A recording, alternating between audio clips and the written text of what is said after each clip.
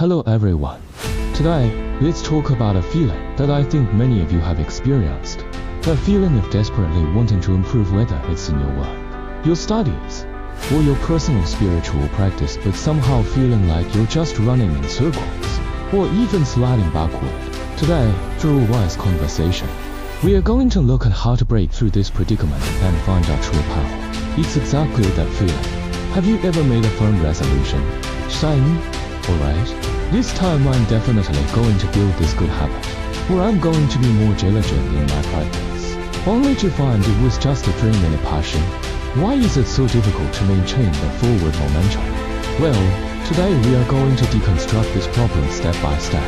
First, let's look at what the engine that truly drives us forward actually is. To solve this problem of starting and stopping, this talk introduces the crucial concept called great diligence. The analogy used here is very interesting and apt. Ordinary diligence is like walking.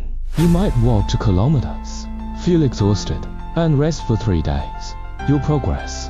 It's hard to say, it's inconsistent. Great diligence, however, is on an entirely different level. It's like driving a car at 100 kilometers per hour, speeding towards your goal. That progress is clear, continuous, and unstoppable. The key to great diligence isn't just saying I'm working hard. It's a resolve that says, I will not stop until I reach enlightenment. It is a 100% total commitment. The destination, the diamond road. So, we have this supercar engine called great diligence, but where are we driving it? What is the ultimate goal? The text mentions a very cool name, the diamond round battery. When you hear diamond road, you might think it sounds esoteric, distant, or mysterious. But in reality, it isn't. It refers to the most authentic, core essence within each of us, our true nature, self-nature. That true you that is already perfect, complete, and filled with light. How do we connect with this powerful true nature? The method provided is the 3 mysteries, 3 vitras. Body, through specific postures or hand gestures, mudras. Speech, through specific mantras or sounds. Mind, through focused visualization.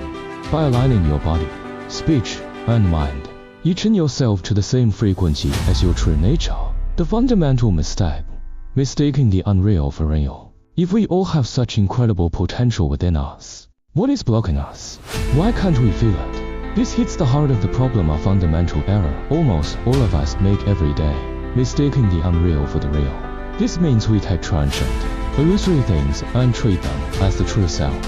For example, this body that ages and gets sick, the thoughts that drift through our heads all day, the emotions that fluctuate between joy and sadness. We cling to these things, thinking, this is me, but none of it is.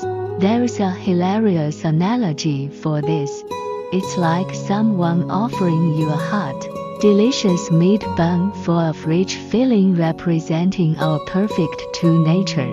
But you say, no, I'll just have a plain steamed bun. Why?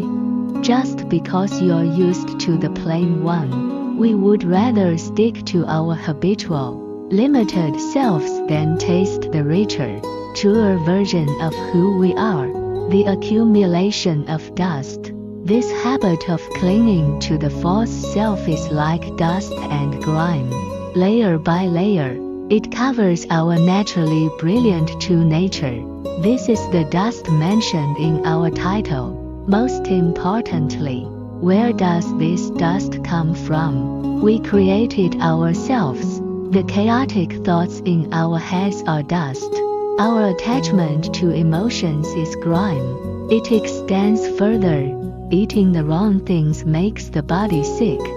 Having too much desire for family or career leads to suffering. These are all dust and grime that we add to ourselves, burying our true essence deeper and deeper. How to escape? Just jump out.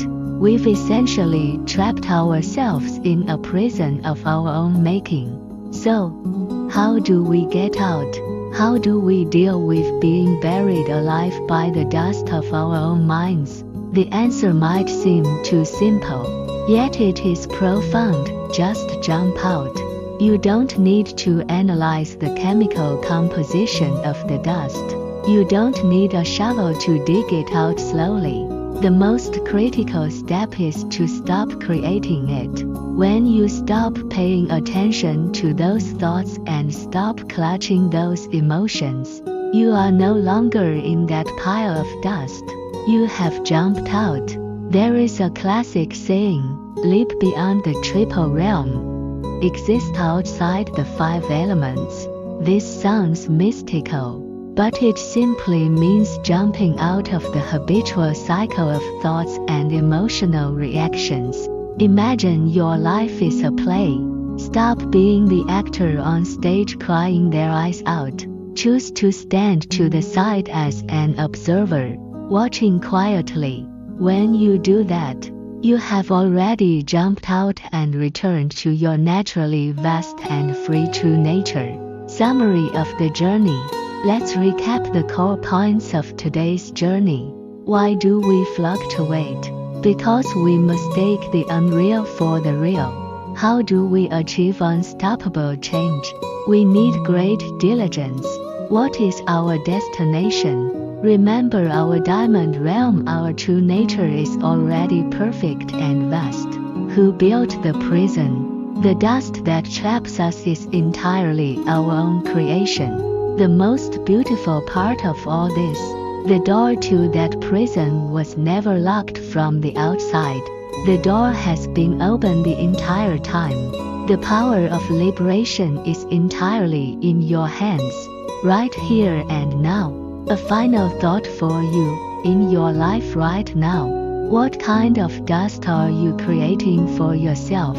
And are you willing to simply, decisively, jump out?